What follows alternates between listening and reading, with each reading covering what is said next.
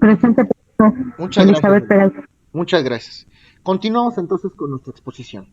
Entonces, ya estamos estudiando la primera de las disciplinas que podemos referir en esta rama dentro de las ciencias periciales. ¿Ok? Hablamos de criminalística entonces y de sus inicios con el propio Hans Gross. Hablar de criminalística en concreto, vamos a entender entonces que la criminalística es una ciencia. ¿Qué hace una ciencia ser ciencia? Creo que ya lo he comentado con ustedes. Una ciencia es ciencia porque tiene un objeto de estudio. La criminalística es considerada como una ciencia especialmente penal.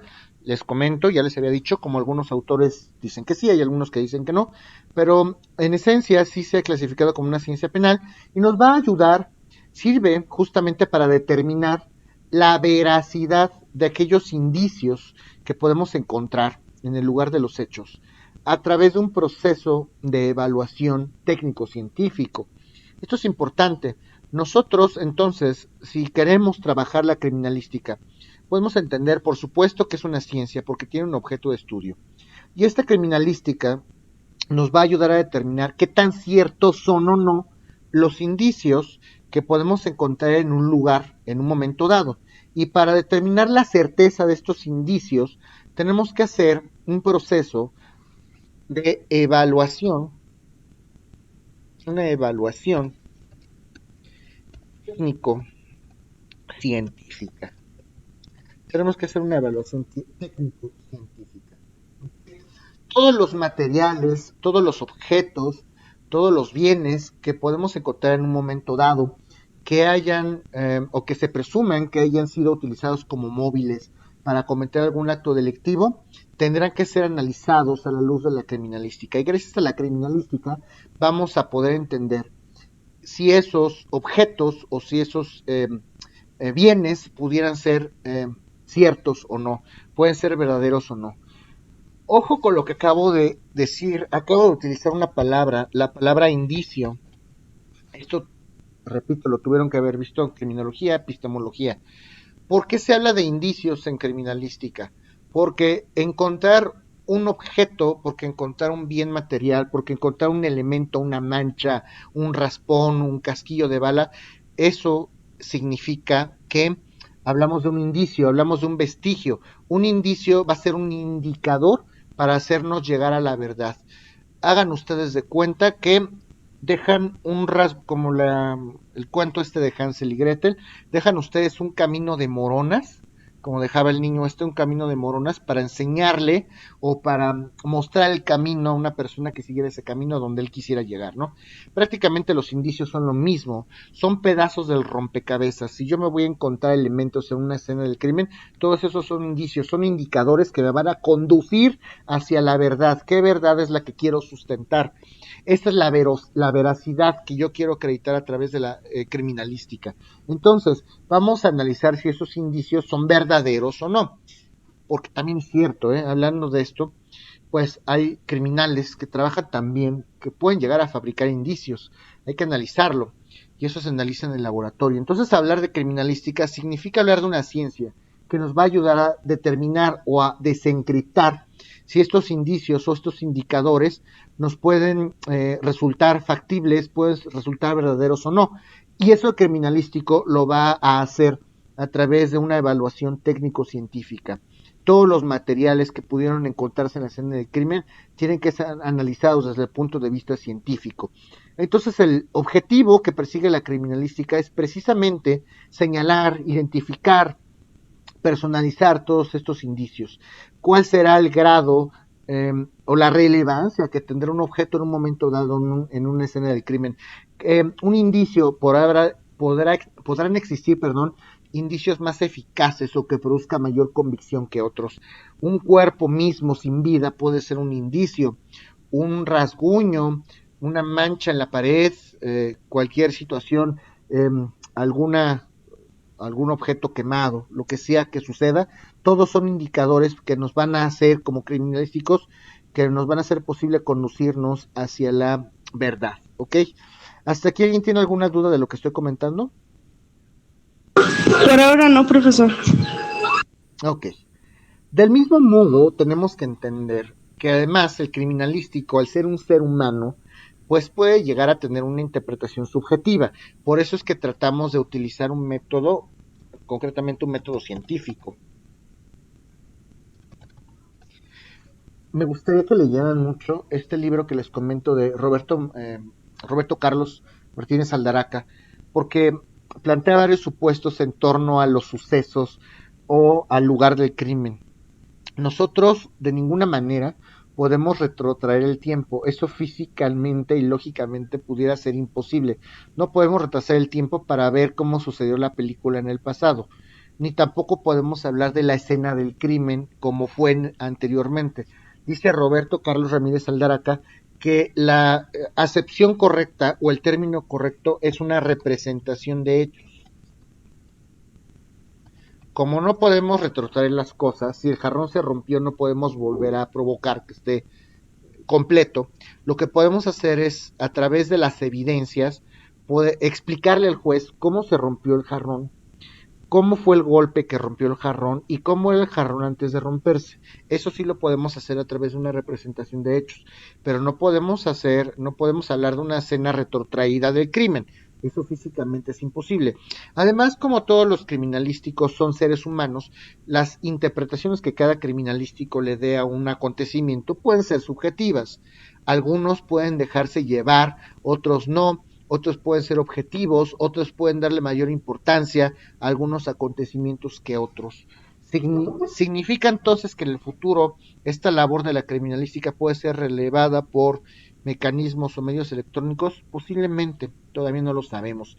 Lo cierto es que la cognición y la lógica humana trabajan de maneras misteriosas y lo que sí es que el criminalístico tiene que ser o tiene que practicar una evaluación lo más objetivamente posible.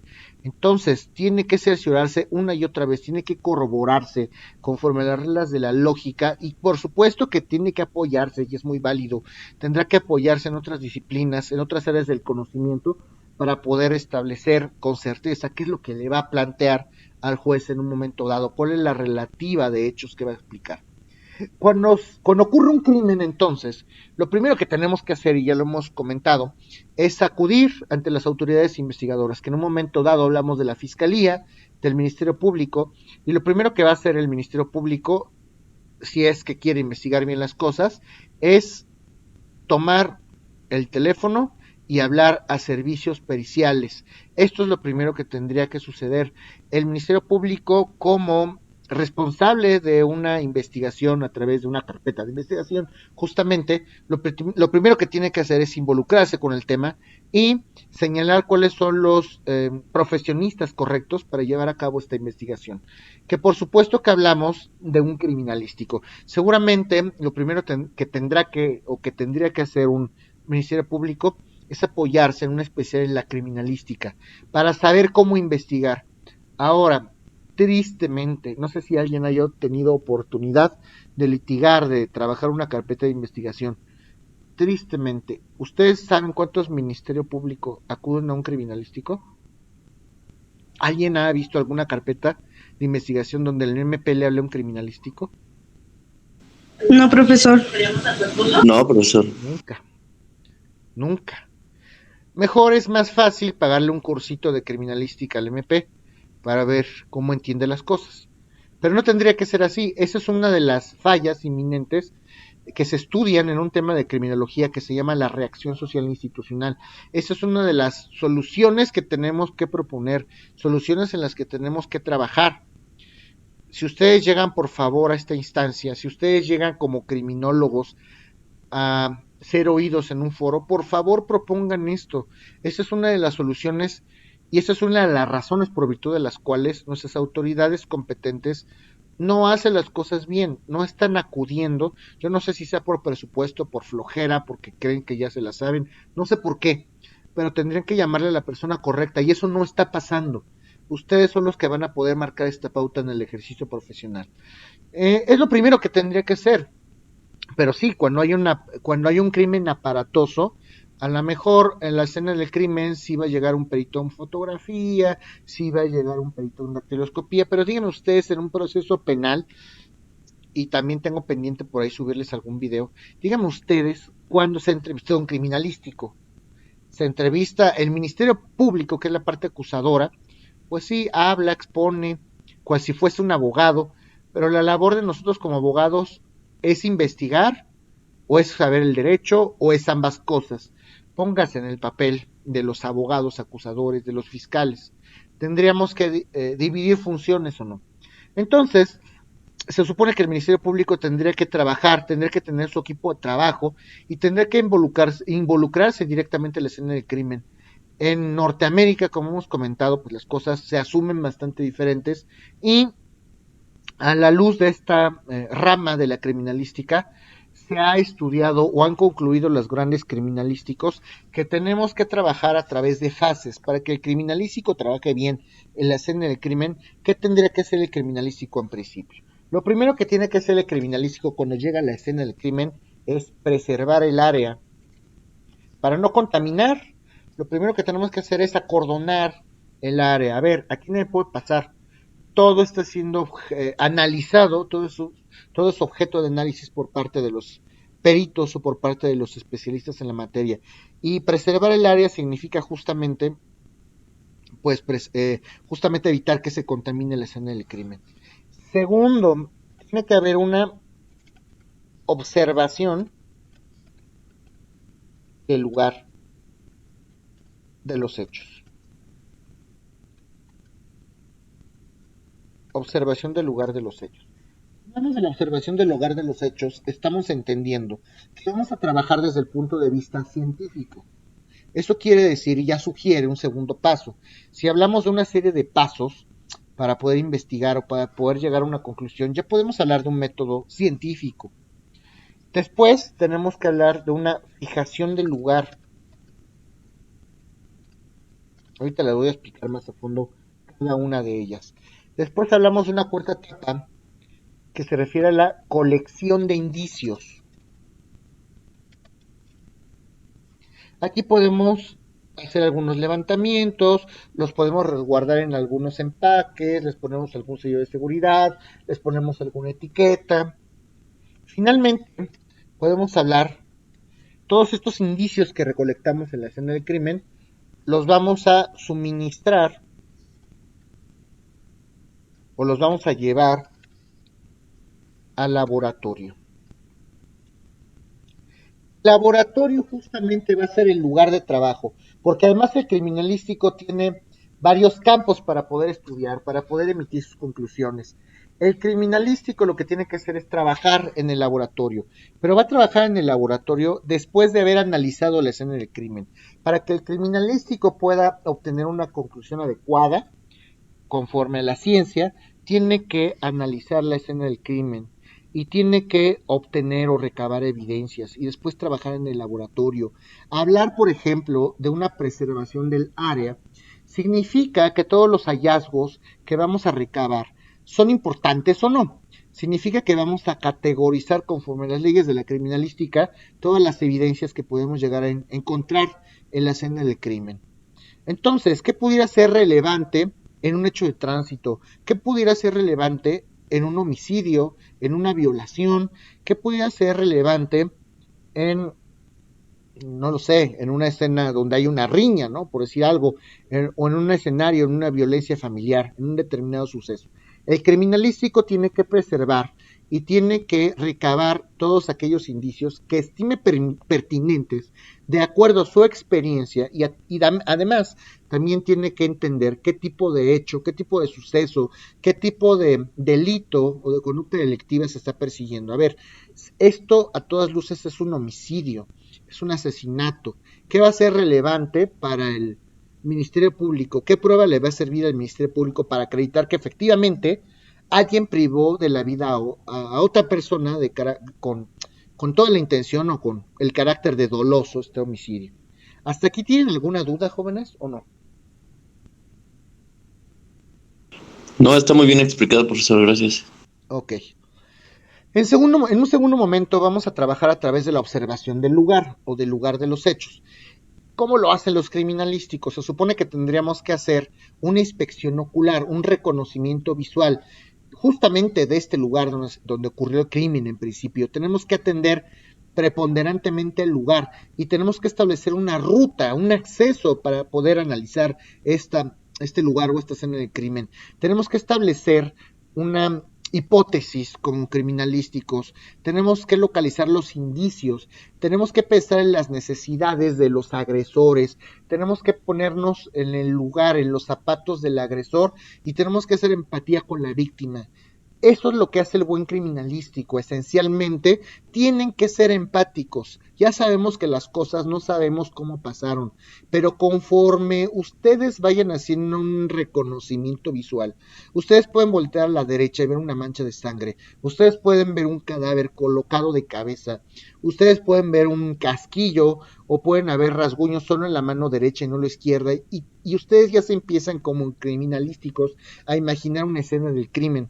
Tienen que tener la suficiente experiencia como para poder entender hacia dónde llevaron las cosas y cómo sucedieron.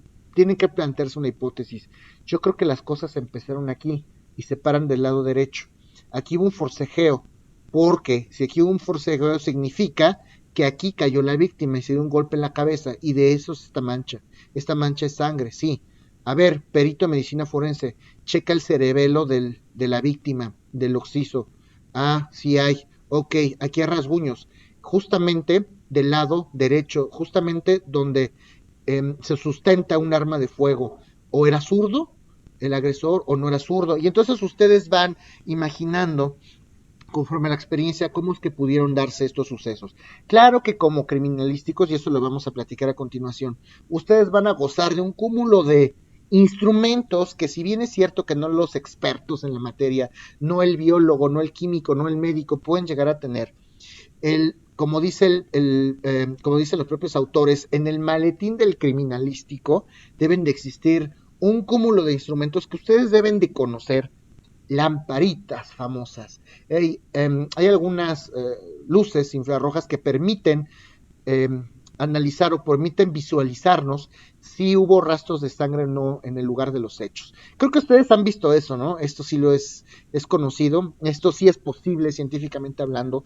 Sí hemos visto algunas películas fantásticas donde a lo mejor estamos en un lugar de los hechos y aparentemente está limpio, pero que eran rasgos de cloro, rasgos de algún químico, y a través de alguna lámpara específicamente hablando, podemos determinar, podemos ver si hubo rastros de sangre. ¿Alguno de ustedes ha visto esto? ¿Algunas de estos instrumentos? Sí, sí, claro, son como lámparas, ¿no? Estas, como moradas, fluorescentes, no sé cómo se Sí, llame. se trabajan También, exactamente, para ver trabajan. huellas, ¿no? Dactilares. Exacto, se trabaja a través de frecuencias justamente. Podemos tomar, por supuesto que podemos hacer una toma de huellas perfectamente. Como dactilóscopos, que vamos a llegar justamente a hablar de dactiloscopía, ustedes tienen que saber perfectamente cómo hacer una toma de huellas. Esto en torno a la observación del lugar. ¿Qué podemos hablar en relación a la fijación del lugar? Fijación del lugar. Es delimitar un área más o menos, ¿no, profesor? En lo que se pudo expandir el suceso. Oh, sí, en parte, hablar de la fijación del lugar significa efectuar en el escenario una hipótesis, efectuar una hipótesis. Lo que vamos a hacer es plantear una hipótesis. Vamos a plantear posibles hechos que hayan ocurrido en un momento dado. Yo creo que en este perímetro se detonó un arma de fuego porque hay huellas de pólvora. Yo creo que aquí, de este lado, hubo un forcejeo porque hay rasgos de sangre. Entonces, vamos a establecer hipótesis por lugares, por zonas, por territorio, y vamos entonces a clasificarlos como peritos. Vamos a acordonar.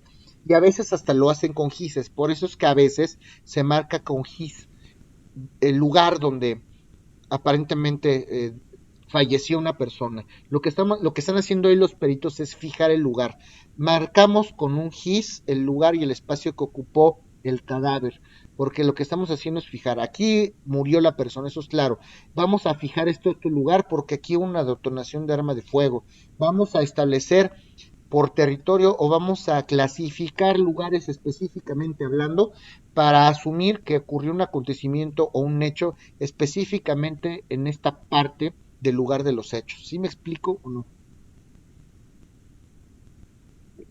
Lo que tratamos de explicar Sí. a través de la fijación de los hechos es dónde, en qué lugar del suceso o en qué lugar del escenario del crimen, específicamente en qué lugar sucedió tal cosa. Aquí hubo forcejeos, aquí hubo una detonación, aquí hubo un golpe, aquí hubo un ahogamiento, aquí quemaron, no lo sé, ¿no?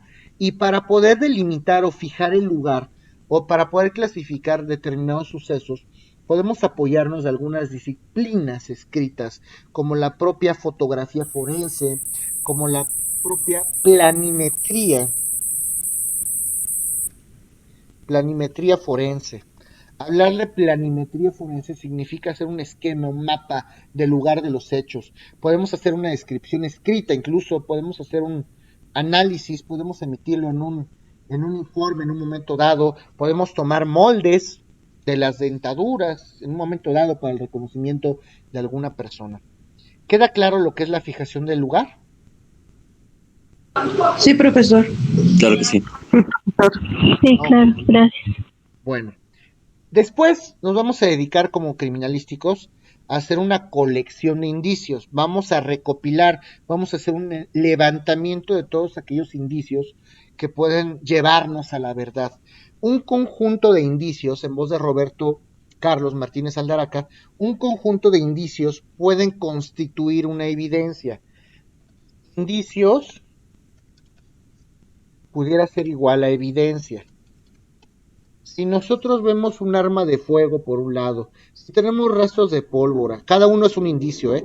Si la pólvora es un indicio, si hay un cuerpo sin vida en el suelo, es otro indicio. Si hay sangre, es un indicio. Si hay arañones, es un indicio. Si se ve como pato, camina como pato, pues es pato, ¿no? Todos esos indicios nos llevan a una verdad, a una evidencia. Por eso hablamos de indicios y de evidencias, ahorita que estábamos con esta duda. Hablamos de indicios cuando no conocemos la verdad y cuando ya podemos estar en posibilidad de sustentar una verdad, ya podemos hablar de evidencias. Pero los indicios tienen que ser especialmente tratados, no pueden ser contaminados. Cualquier contaminación en el indicio, por mínima que sea, automáticamente resta eficacia probatoria en una dogmática jurídico-penal o en un dictamen en materia de criminalística. Entonces, es muy importante, por favor, no contaminar los indicios. Serían evidencias o pruebas. Justo lo que comentábamos, cuando hablamos de pruebas, vamos a hablar de otras materias. Se habla de pruebas en materia civil, mercantil, administrativa, laboral, amparo, agrario, etc. Cuando hablamos de derecho penal, hablamos específicamente de evidencias. Específicamente en el campo del derecho penal podemos hablar de evidencias y para hablar de evidencias tenemos que hablar en un momento dado de indicios. Esos indicios que me van a llevar a la verdad o a ese acontecimiento que es evidente. Si yo con un conjunto de indicios puedo acreditar un suceso, es evidente que sí sucedió como yo lo estoy acreditando a la luz de las evidencias. Por eso se habla de evidencias, ¿ok? Es importante esto que les estoy comentando. Entonces, ¿cómo vamos a recolectar?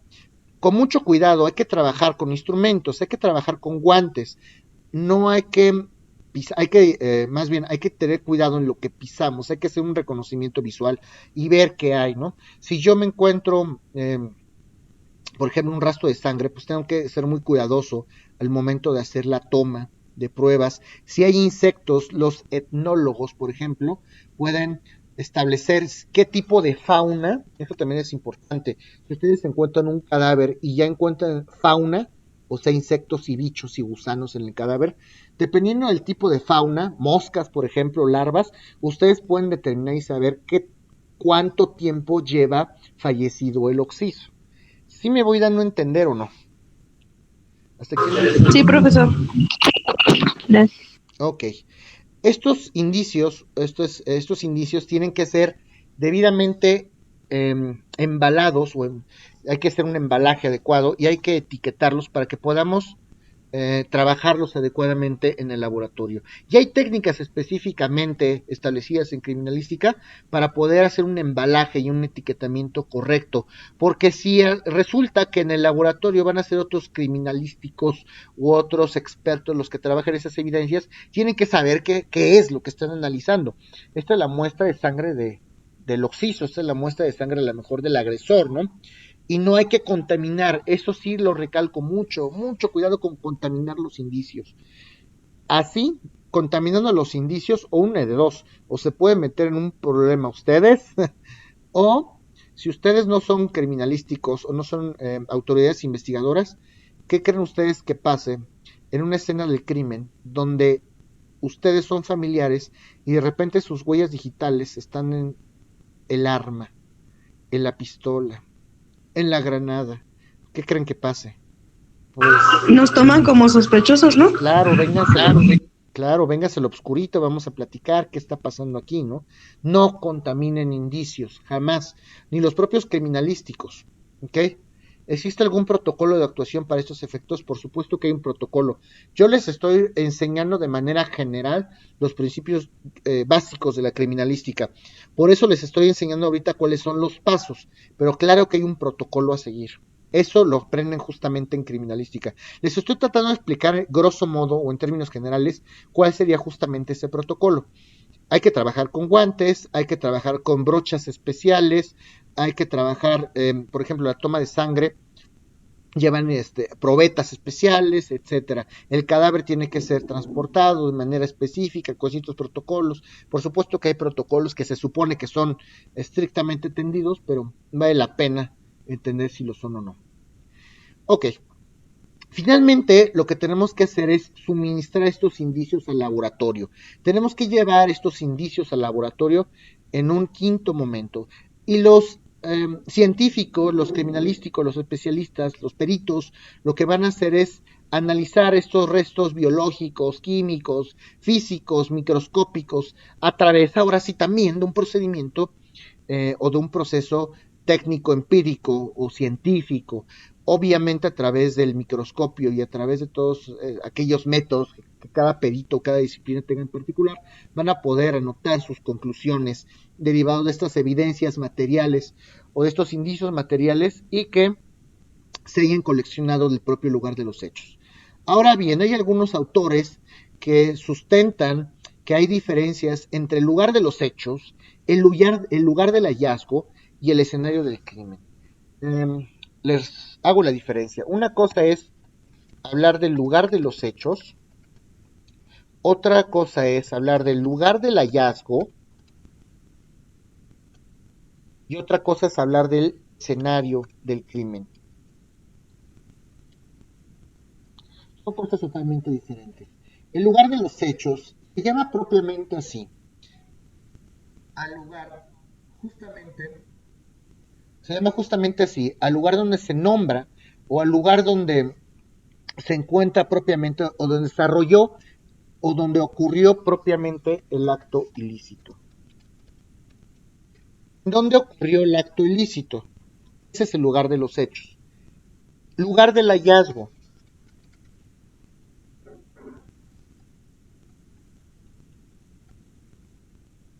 El lugar del hallazgo.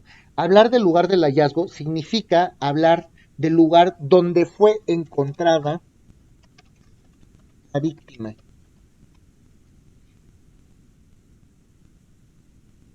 La víctima. ¿Dónde fue encontrada la víctima? ¿En qué lugar fue encontrada la víctima? Ese es el lugar del hallazgo. Escenario del crimen. Hablar del escenario del crimen significa hablar del lugar donde se llevó a cabo el crimen, donde se practicó, donde se donde se consumó el hecho delictivo y por lo tanto fue donde se perfeccionó el delito. ¿Sí está clara la distinción de lo que les estoy comentando o no? ¿Alguien tiene alguna duda hasta este momento, jóvenes? ¿Puede repetir lo del lugar de hechos, por favor, profe? ¿El lugar de los hechos? Sí, por supuesto. Sí. El lugar de los hechos es el lugar donde ocurrió un acto ilícito, simple y llanamente donde ocurrió un acto ilícito. Ese es el lugar de los hechos.